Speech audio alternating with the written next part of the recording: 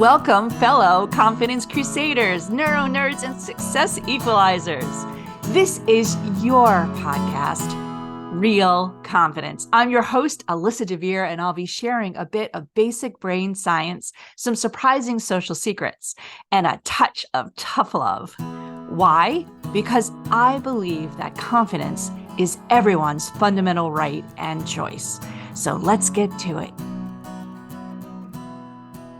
I've got a treat for you today. I'm so excited. I know this is going to be so good. We've got somebody really special for you on today's episode.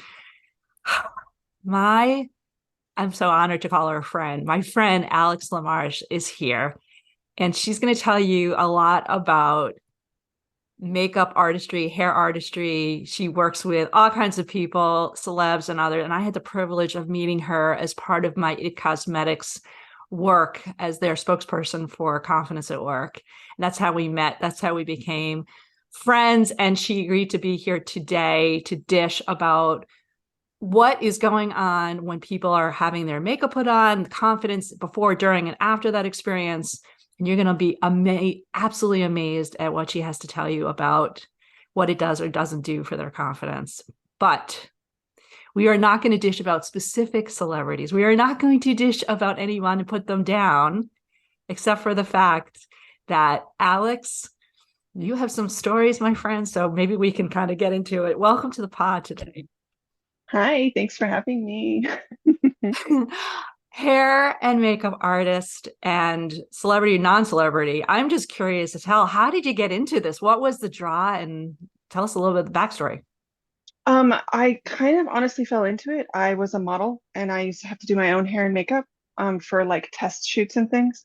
And photographers would be like, "Oh, I like what you did. Can you help the next model coming in for the test shoot?" And I'd say, "Okay, sure." And then I got asked enough that I put all of my makeup products and some brush cleaner into a little fishing tackle box.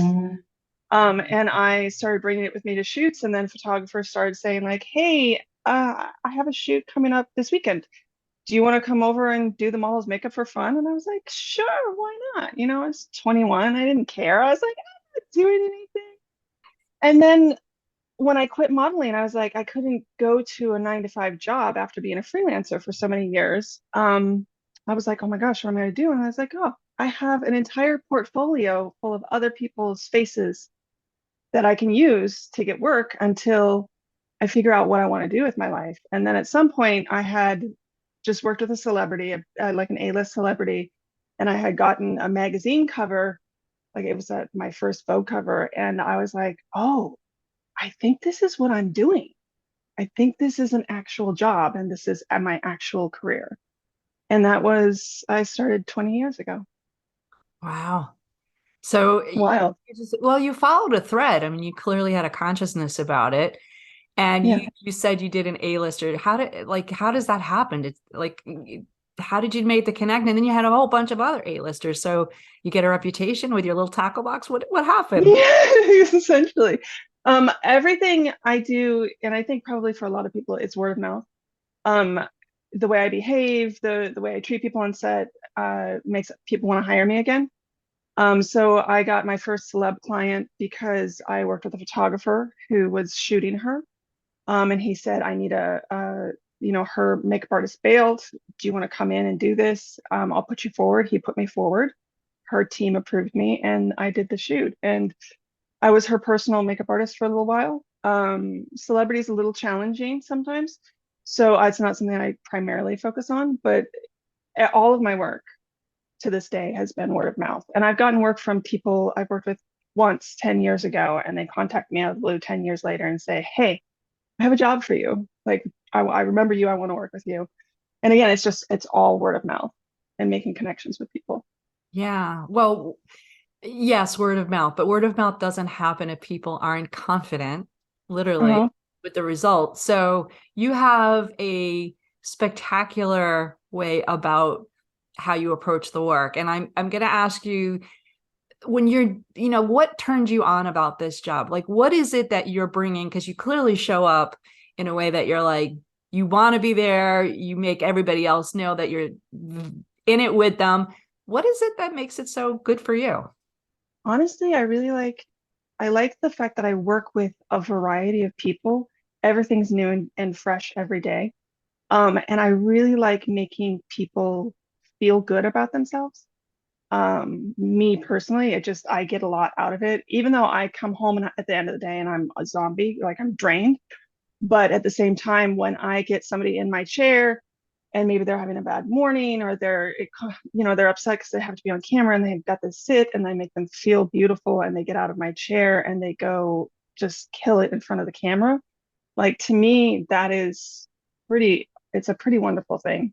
And it's a whole lot of collaborative teamwork, and I'm always happy to jump in and pick up the slack whenever we need to, like you just got to keep the machine rolling until the project's done. And I like the challenge and I like the diversity and I like meeting and working with all kinds of people.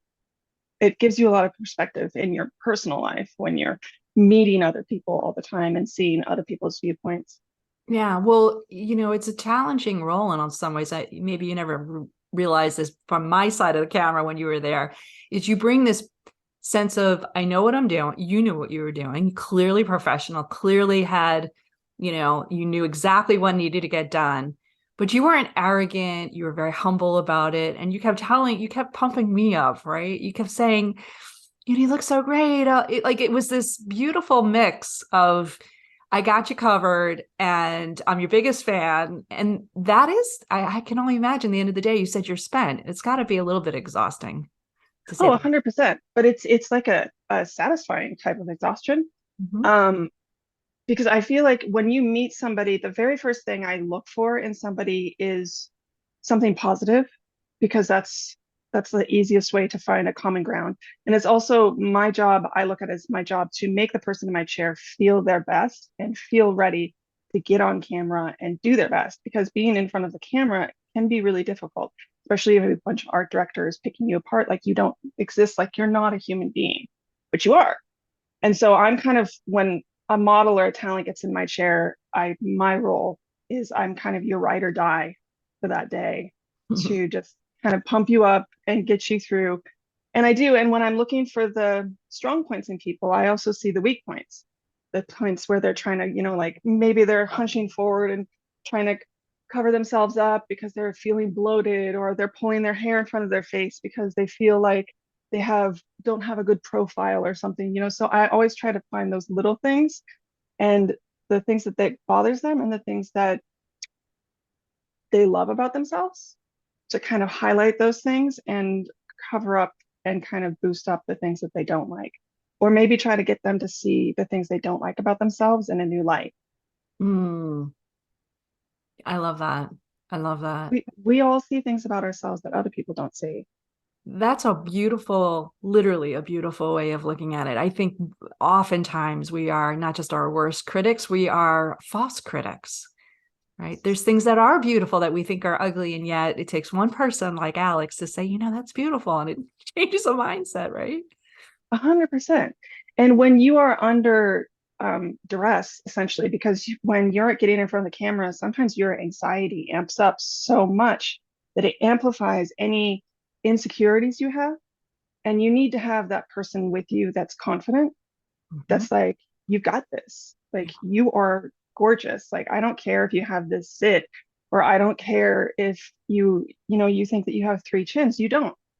You as a person deserve to be here, or else they wouldn't have hired you to be here. So that's kind of where I come in. Yeah, no, it's perfectly said. And I could have my own falsehood about this, but I think the most telegraphic or telegetic people are the ones who convey that confidence through the camera. It has nothing to do with the way they look. Yeah, yeah, Yeah. 100%. Like, I've worked with people who, as soon as they get in front of the camera, they're just kind of like, you don't notice them twice at first, and then when they get in front of the camera, they give something of themselves that is just, you're just blown away, you Mm. know. And whenever you do get in front of the camera, you do give something of yourself away. Yeah, whether you like it or not, you can either make a Yeah. choice to give it proactively or Hmm. begrudgingly. So, the title makeup artist to the stars, or makeup artist to Alyssa for that matter, maybe sound very glamorous to some people. But I watched you walk in with way too many suitcases for one human to carry. And I know that there's there's a hard part of this job. So you're drained in a positive way at the end of the day. But tell me about some things that really do drain your energy, not in such a good way, out of this work. What's hard? What makes it harder than you wish it were? Um, I work with a lot of different personalities. It's always sometimes it's hard because you can't please everyone, you know, and sometimes it's hard to try and find a common ground with certain people. Um, and that can be especially draining for me. Especially if I have somebody who's really negative on set or they don't treat other people really very well. Um, I find that is like extremely challenging for me because I kind of want to be like, yo, straighten up. You can't talk to people like that. But I have to find a very diplomatic way to be like, okay, maybe we can find another way to say that. Do And people sometimes, do go they ahead. respond when you do that? Do they listen? I have once I had a celebrity get in my chair and he was a jerk. Like no mincing words about it. He was an absolute jerk. And I was I just looked at him and because I in my head I was like, okay, I don't want to do this for the rest of the day. So I just looked at him and I said, we get a choice right now. Are we going to continue like this for the rest of the day? Or are we going to start off on a new foot? And he looked at me and he was just silent. And this could have gone either way. But you have to kind of be able to walk away from things sometimes. And this guy was like very intensely not something I wanted to deal with. And he was like, wow, I'm being a jerk right now. And I said, a little bit, yeah. And he was like, you know what? I had a really bad morning and I'm taking it out on you and I'm really sorry. Let's start this over. So, and most of the time I try a little bit harder to be like sugarcoat it a little bit more for people. But I knew in that instance that I just needed to be direct with him. And that I figured he would, with his personality, that he would appreciate that. And it Yeah. helped. And we had a wonderful, it was like seriously one of my best shoots I've ever done. Um, and it was because I had to say, like, hey, you can't treat people like this. And it kind of snapped him out of like, oh, wow, you're right. I'm being a jerk. Yeah. So, there's a lot of morals in that story. One being that oftentimes people's assholedness is not because you did something, it's just you're the receptacle of it, right? Oh, Like they're 100%. dumping. But 100. at the same time, you standing up for what was important to you made you feel better, and your confidence could then subsequently come through your work in a better way, probably too. Yeah. And he wouldn't have, if we had continued, if I had just kept my voice down and we continued forward, we wouldn't have gotten really great images. The shoot wouldn't have gone into overtime because everybody was so happy with everything. Mm. We would have gotten the bare minimum out of him, and then he would have left, and he wouldn't have. It wouldn't have been a good cover. He wouldn't have gotten good photos. We all would have worked our butts off for no reason. But because I pushed him a little bit, um, and then the rest of the day I was just like his hype man. We had it was like one. It's still one of my favorite photo shoots. It's still one of my favorite covers. And he's still one of my favorite people. He just had a bad morning. And we all have bad mornings. We all have bad moments. And that's why I say you always have to find something that you like about somebody because then you can find a common ground. Yeah. Yeah. Well, I know we're not going to dish on specifics. And for those of you listening, trust me, she has some of the most incredible portfolio examples of any human being. It's incredible. So we're not going to throw anyone under the bus, but I'd like to understand celebrities, anyone that you're doing makeup. So I think there's an expectation that maybe you can cover up or make them feel confident from something you put on their face. And I'd love you to comment if that's true and what happens when they realize that nothing, it's that's not going to fix what the camera sees. Do they act crazy? Um, Sometimes they do. Yeah. I mean, there's ones where you try to get them to see that to feel confident and it's not working. Like no matter I give people a lot of confidence just with my own confidence.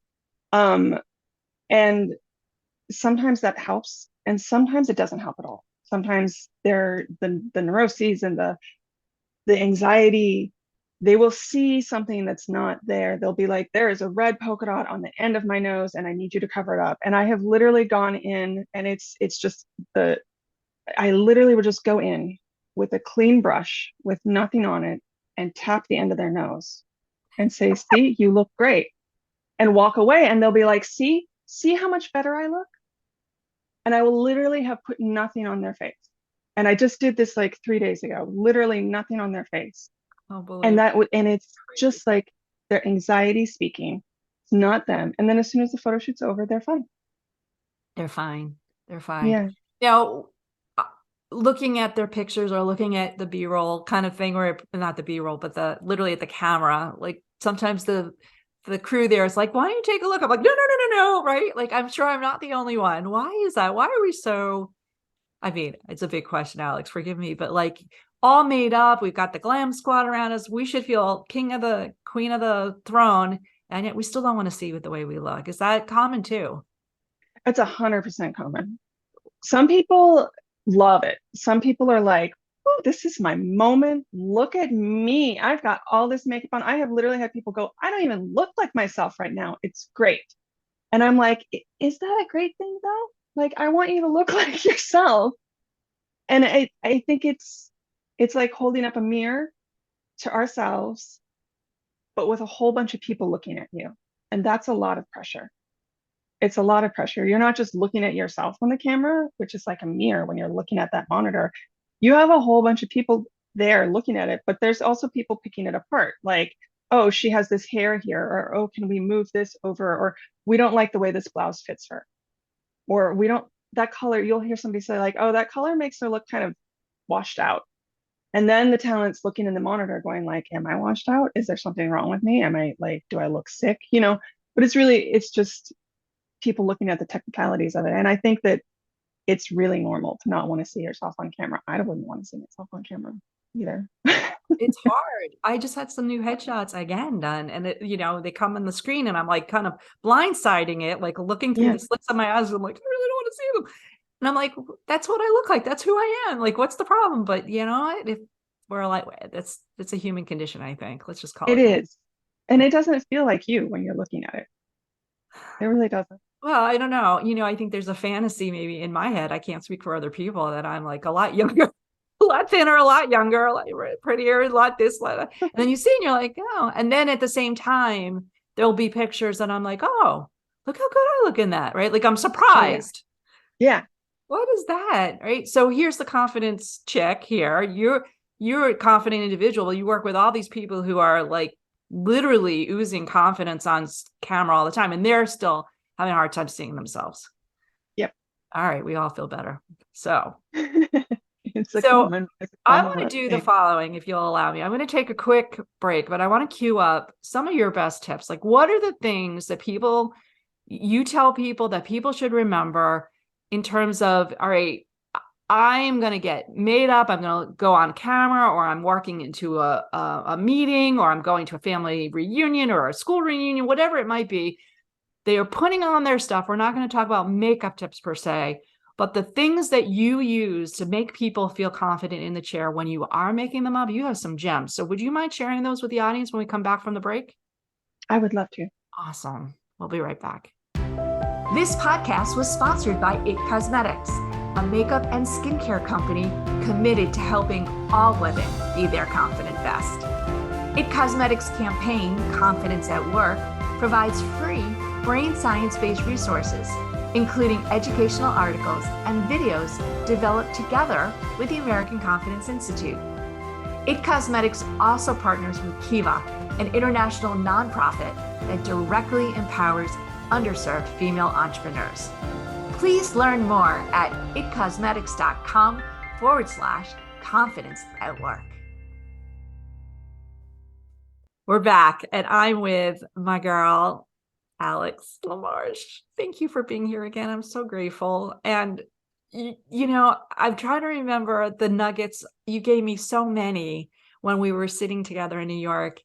And that's one of the reasons I wanted to have you on here, because as talented and incredible as you are with the makeup brush, you have a gift of being a confidence coach, or however you want to term it, in a way like I've never met. So somebody's sitting in your chair, maybe they're not feeling terribly secure at that moment. What are kinds of things that you tell them typically to make them feel not just camera ready, but confident, strong? That's a kind of a tough question. It kind of works based on person to person. I I feel like people need to be heard. And so and I try to make the makeup area a safe zone. So no matter what is going on the shoot, they always know they can come to my area and that's a safe place for them. So that's step number one is making sure that you have a place where you feel safe to just be you. Um, the second thing is finding that moment to just breathe. Like you really do have to just breathe through things sometimes. And sometimes you just need to have somebody distract you a little bit with some conversation. Somebody like I like to get to know people when I can see that they're getting anxious. I mean, I like to get to know people anyway, but when I see people getting really anxious, I will try to ask them questions completely unrelated to the set and find out what their interests are to kind of guide them away from the anxiety so they can focus on something that they like and not just like, oh, do you like sunsets? Oh, do you like books? What books do you like? What book did you read recently that you're really into? So that they can focus on something that they like brings them joy. Because as adults, we need to find those moments of joy, right? And those moments of joy give us peace and they give us confidence. So that's what I try to remind people to just take them away from the anxiety, find ways to step away from the anxiety and find a moment for yourself that's like safe, a safe place. Even if it's with a person, even if you have to video chat one of your friends because you're about to go into some sort of meeting or something, just to be like, hey, I'm nervous. Let's talk about something normal for a minute. So that's kind of my base starting point with people I when love I'm it. trying to give So them they may be confidence. makeup related in your profession, but they're certainly great management or even parenting tips for that matter, giving people psychological safety, letting them feel good about the things that bring them joy, that make them feel confident. Those are beautiful. Yeah. Well, I and mean, if somebody has something like they really get happy when they put on a red lip, and if I can, if the client's going to let me, I'll put a red lip on them. You know, I'm going to find the thing that those little things, it's the little things that when they look on the monitor and they're like, oh, hey, I look good because I have that red lip, or like, oh, I like it when my hair's flipped this way instead of that way. It makes me feel better. Finding those little things that make you feel better is a huge step in everyday confidence. I love it. It's too bad this isn't a 3 hour pod because I could talk to you for at least that long. But, I'm going to throw a real side bone at you here because I didn't prep you on this one. And my audience who's listening probably is like, wait a minute, you talk about makeup the whole time. Yeah. So, one tip, one thing that you feel, is it a red lip or something else that gives female identifying individuals some kind of confident boost? Because if Alex said it and they do it, they actually may feel confident even if they don't do it today. And then we'll do one tip also for men because you do a lot of men's makeup as well. Yeah, tons of men's grooming. So what's the Um, one thing that a female identifying individual can do? find the one product that you love. It's either going to be like a blush, a mascara, or a lipstick, and always keep it with you. For me, I always need to put mascara on. If I put mascara on, I feel like I'm better. I have friends that they put on their red lipstick and they are a completely different person. You have to find that one thing that your desert island item. Yeah. And I think it's like one of the staples is going to be like mascara, it's going to be blush, or it's going to be a lipstick. And if you It pick doesn't lipstick, matter you what can it use it as is. a blush sometimes too. So then you have two in one. There you go. 2 in 1. I love 2 in 1. But it doesn't matter what brand, what color, whatever. It's just the one thing No. that it's your go-to and it's that lucky charm. Yep. Okay. It does it every time. Beautiful. What about male identifying individuals? Is there one thing that you find that gives confidence to them because they're not going to pull out a red lip? No, but they do like to look like they rested well. So I have like a caffeine under eye serum that I put on because I don't like to put a lot of makeup on guys. And it brightens up their under eyes and it depuffs them. And every time I put it on them, they go out and buy it because they're always like, oh, yes, I look like I slept really well. I've even had guys be like, what concealer should I buy? Because feel like I look tired all the time. So that's like a running theme with men that I've noticed is they don't want to look tired, I love that. I love that tip. right? And you gave me the equal thing because I walked in, you're like, oh, you need, depuffer. I was like, yeah, yeah. So it works for everybody, but needless to say, men out there, it's a great tip. It's a great tip. Lots of ways to do it. So Alex, I know people are going to want to reach you because you only gave like a tip of the iceberg, literally.